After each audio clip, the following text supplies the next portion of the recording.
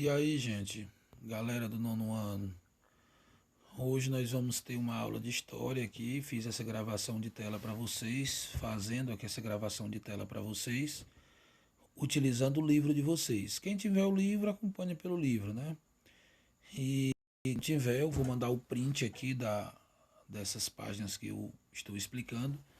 Em seguida, eu vou enviar uma tarefa e vocês, quando fizerem tarefa, né, manda para mim, certo? Esse primeiro capítulo desse livro que a gente vai estudar é sobre a República Brasileira, certo?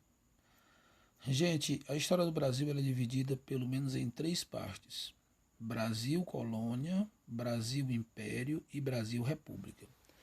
Estamos aqui iniciando a nossa aula de história do nono ano com o final do Império e o início de uma república, o início da construção de uma república. Então, assim, fazendo aqui um ressalto aqui sobre a questão da República Brasileira, da República, né? A palavra República é res publica, né? Significa coisa pública, aquilo que o povo governa, aquilo que o povo decide, né? Pedindo, pedindo perdão aqui pela garganta, já é a quarta gravação de tela que eu estou fazendo e estou fazendo agora à noite, gente. Já são 10h18. Eu estou fazendo já para deixar pronto para amanhã. E a minha garganta já está aqui no finalzinho já. E eu tenho esse problema de garganta, né? Que eu tenho que resolver isso e não tem. Não é disponibilidade, não. É coragem, né? Dando continuidade aqui. Res publica, né, que significa aquilo que o povo governa, é coisa pública. Isso foi implantado na França, foi implantado na Roma, foi implantado na Grécia, né? Esse sistema foi, onde não foi implantado, foi falado, foi explicado, foi escrito livros, foi feito pesquisa sobre isso, né? Na época. E hoje aqui a gente está vendo como essa república se instaurou no Brasil, como foi os primeiros passos para que essa república chegasse a ser implantada no Brasil, né? Lembrando que o Brasil, gente, era um país imperial, governado por um imperador, né, o imperador Dom Pedro II, filho de Dom Pedro I, e que já estava no final, ele já tinha mais de 60 anos, né? E já estava cansado, tanto cansado fisicamente, como saturado de problemas que vinha enfrentando no decorrer do seu reino. Começou a governar muito jovem, aos 15 anos. Quando o pai dele morreu e deixou ele como herdeiro, ele tinha 5 anos. Foi dado um golpe em 1840 para que ele subisse ao poder, se tornasse imperador brasileiro, apenas com 15 anos.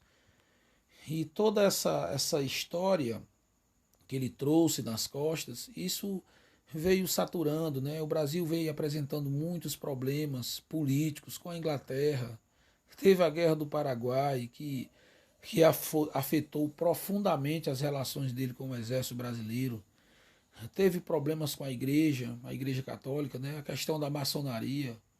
A maçonaria, gente, é uma espécie de religião, né? Uma espécie de religião de origem francesa, europeia, por aí, e que veio para o Brasil mais ou menos nessa época. E a casa maçônica era frequentada só por homens, né? E a Igreja Católica, ela não gostava muito das pessoas que frequentavam a maçonaria e ao mesmo tempo era católico, né? Então a igreja começou a enfrentar problema com o próprio imperador por conta da igreja pregar contra a maçonaria, e o próprio imperador era maçom, né? E também católico, né? Então isso acabou gerando problema com a igreja. Gerou problema também com os fazendeiros na época que ele libertou os escravos, né? A libertação dos escravos, por um lado, foi bom, porque libertou as pessoas da escravidão, mas por outro lado já gerou problema com os fazendeiros. Ele já vinha apresentando problemas com o fazendeiro há muito tempo, mas isso foi o estopim, né, da relação com os fazendeiros, que os fazendeiros tiveram prejuízo. Muitos fazendeiros receberam indenização, mas outros não, né? E os que receberam não receberam indenização como deveria receber, porque o próprio Estado brasileiro não tinha condição financeira, gente, de arcar com toda essa. Só no Rio de Janeiro, pra você ter uma ideia, só no Rio de Janeiro foi libertado 30 mil escravos. Ah, professor, mas Rio de Janeiro era a capital, era uma cidade grande. E era uma cidade grande. O Rio de Janeiro tinha 90 mil pessoas. 90, em torno de 90 mil pessoas, a capital do Brasil. Só de escravo tinha 30 mil. Então tinha 60 mil brancos e 30 mil negros. Era isso só no Rio de Janeiro, gente. Tinha fazendeiro nessa época aqui que tinha 1.000 escravos. 500 escravos, 700 escravos. Então, como o governo brasileiro ia pagar tudo isso? Não tinha como arcar com essas despesas, né? Então, a emergência que o tema aqui, a emergência da República, né? A emergência de se fundar uma República Brasileira. Gente, a diferença do Império para uma República é que o Império, quem manda é o Imperador. O Imperador, ele que escolhe os governadores dos estados, ele que escolhe os deputados são amigos dele, ele chama a pessoa para ser deputado, ele chama a pessoa para ser senador. A Câmara dos Deputados já existia há muitos anos. O Senado foi criado em 1826. É, é, pronto, no ano que Dom Pedro II nasceu, foi o ano que foi criado o Senado, 1826. Ele nasceu em 1826. Então, assim, o Senado já existia, mas não tinha força. A Câmara dos Deputados já existia, mas não tinha força alguma. Quem mandava era o imperador. E uma república, gente, res pública, é algo que o povo manda, que o povo decide. A república dá o direito de você escolher o seu representante, do jeito de hoje. A gente não vota a cada 4 anos, não tem um candidato a presidente da república que a gente escolhe através do voto, somente pessoas com 16 anos, é, até 60 anos, né? Obrigatório o voto, de 18 a 60 anos. Começando com 16 anos, você já pode votar. Você escolhe o seu governador, você escolhe o seu prefeito, deputado federal, vereador. Então, a república é isso. Gente, o império, quem administrava a saúde e a educação na época do império era a Igreja Católica. Então, os dízimos e ofertas eram utilizados para financiar a educação e a saúde. O dízimo e a oferta é uma coisa dada voluntariamente. A pessoa dá se a pessoa quiser, dá de coração. Muito embora nessa época aí fosse feita uma pregação coibindo a pessoa a pagar, às vezes quase obrigando a pessoa a pagar o dízimo e dar uma oferta. Do jeito que a igreja protestante faz hoje, né? Eles coíbe, praticamente coíbe, obriga a pessoa a pagar. Mas não era exatamente como é numa república, que a república ela é separada do Estado, a república é um Estado separado da igreja. A igreja não tem mais influência em nada. Dentro de uma república, quem vai administrar a saúde e a educação é a própria república, é o próprio governo. E agora o dinheiro que vai financiar a educação e a saúde, qual é? São os impostos. Os impostos cobrados pelo governo, cobrado à sociedade, é que vai financiar essa educação, essa saúde, essa segurança pública, essa assistência, construção das estradas, pontes, entendeu? Então, esse dinheiro vai ser cobrado através de imposto. Essa é a diferença da República para o Estado, da República para o Império. Na época do Império, o casamento era feito pela Igreja Católica, o casamento na igreja, aquela coisa bonita. Então, quem tinha o direito de fazer o casamento era a igreja. Mas na República, o casamento é feito em cartório, é um casamento civil. É um casamento que vai ser feito no cartório, com separação de bens, com união de bens, com união parcial de bens. Dentro do Império não existia isso, porque o casamento era na igreja, mas a República cria o casamento civil. Gente, a República vai criar o voto, o direito ao voto, entendeu? As pessoas vão ter o direito de escolher. A República vai criar tanta coisa diferente daquilo que a igreja pensava. O Estado vai ser laico, a ciência vai predominar, o interesse do Estado é fazer com que a ciência prevaleça sobre a religião. E a igreja vai ficar totalmente contra essas ideias. Futuramente a igreja vai apresentar muitas contradições a isso.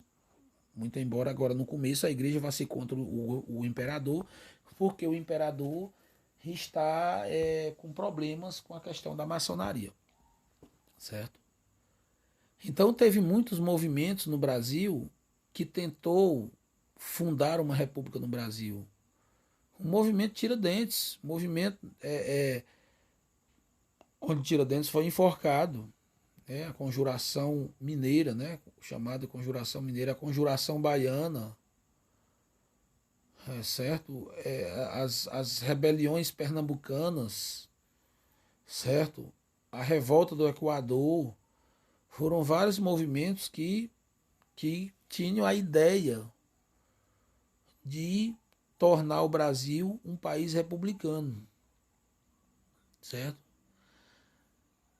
Começou a surgir homens, pensadores como Quintino Bocaiúva, Benjamin Constant, Joaquim Nabuco, que eram pessoas que pensavam em ideias novas, né? Nós temos aqui outro ponto importante, eu vou frisar para vocês aqui, que é o conflito com a igreja, né? Que foi isso que eu já falei, né, para vocês, a questão da maçonaria, que foi conhecido como uma questão religiosa, né? A perseguição do próprio imperador a um padre, né, que pregou contra, fez uma missa e pregou contra a maçonaria, então ele mandou prender o padre e a Igreja Católica se chateou muito com ele. E depois ele foi em Roma pedir perdão ao Papa, mas mesmo assim o Papa ficou chateado, né? Tinha até excomungado o próprio imperador. Excomungar é proibir de comunhão, né? De frequentar as solenidades católicas importantes, né? A questão militar também, a questão militar, gente, enfraqueceu muito o imperador. O exército, gente, ocupou uma posição marginal na política brasileira. O que é uma posição marginal? É uma coisa que está à margem, não está no centro do poder. E o exército era poderoso. Gente, o exército brasileiro, em 1864 a 1867, eu acho que foi essa, a Guerra do Paraguai, essa foi a época da Guerra do Paraguai, o país veio como vencedor da Guerra do Paraguai.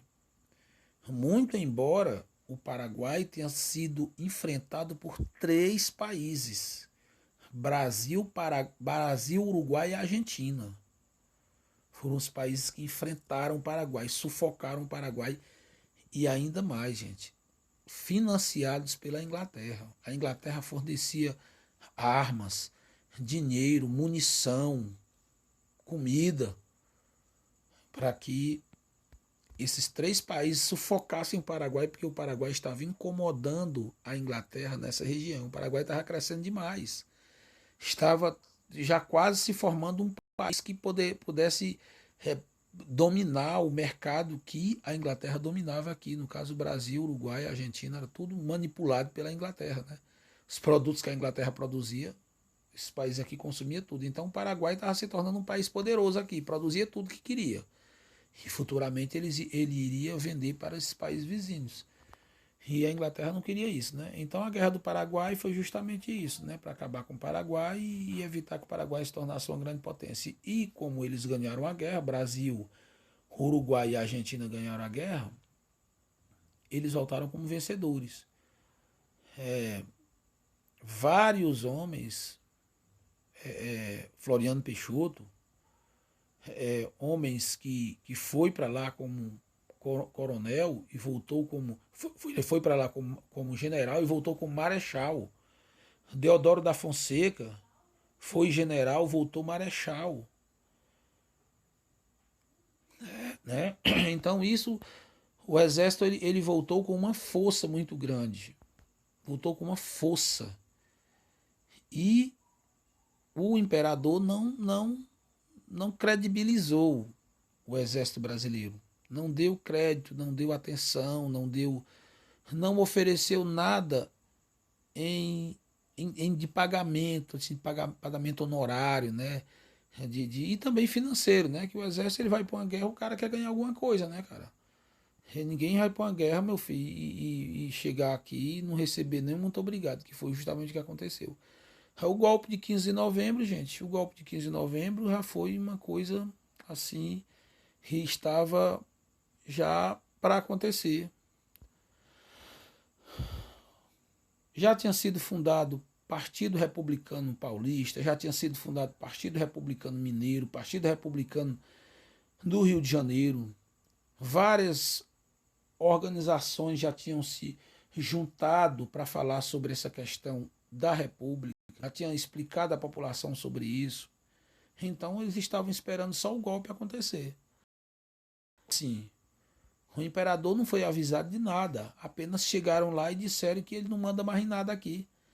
O Marechal Deodoro da Fonseca, que era a principal autoridade brasileira na época, ele foi conduzido com o exército até lá no Palácio do Cadete, no Rio de Janeiro. Inclusive o imperador não estava lá.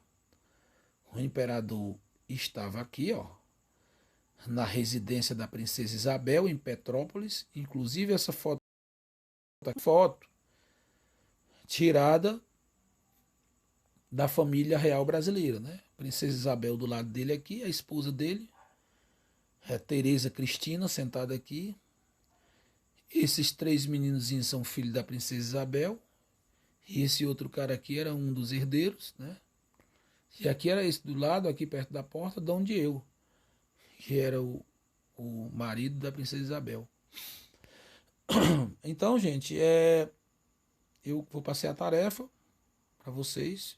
Próxima aula eu vou explicar aqui como o golpe aconteceu, como foi que se formou os partidos e concluir esse conteúdo. Falar um pouco da República, a República da Espada, quando foi fundada, né? E a partir de agora, passar a tarefa, vocês vão copiar e responder e mandar para mim. Valeu?